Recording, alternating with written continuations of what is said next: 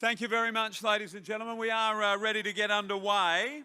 And this is a more casual and informal session. So for those of you who are enjoying your lunch or meal, please continue to do so. But if you are standing, we'd like to ask you all now to take your seats.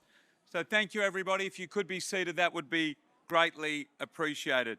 I would like to mention, as we continue our Australia The Road Ahead conference, thank you, everybody.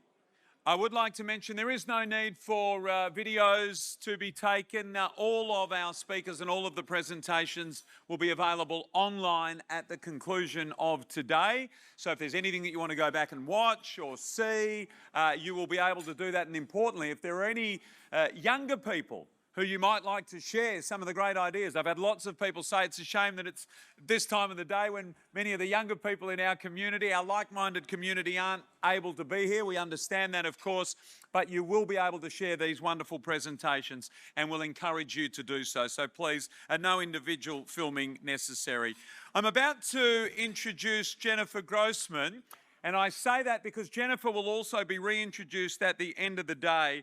Jennifer, who has travelled from the United States, will present the Ayn Rand Atlas Society Lifetime Achievement Award to a heroine of Australian business and entrepreneurship in Mrs. Gina Rinehart AO, who will be in the room to receive that award. So Jennifer will be joining us again at the end of the day, but will you please welcome Jennifer Grossman, CEO of the Atlas Society, and also joining her on stage, we welcome back Brendan O'Neill. Jennifer and Brendan, everybody, to take us through the road ahead for the United States and Australia. There we go.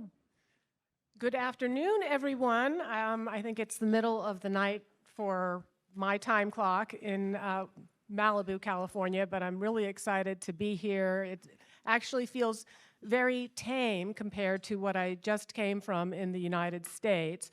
I left for this trip a few days after a first for me at a speech that I was giving in Macon, Georgia at Mercer University. It's a southern state, considered to be somewhat of a moderate college, and I was traveling there to the east coast of the United States to speak to 100 students. That's what we do at the Atlas Society. We're completely focused on engaging young people with the ideas of Ayn Rand. So I was there to talk about putting the capital back in capitalism and talking about, rather than always decrying inequality of income, that we should celebrate the fact that we have freedom to come to a country with nothing, make a fortune, and that fortune is then not, as is commonly imagined, spent on luxuries by the wealthy, but it is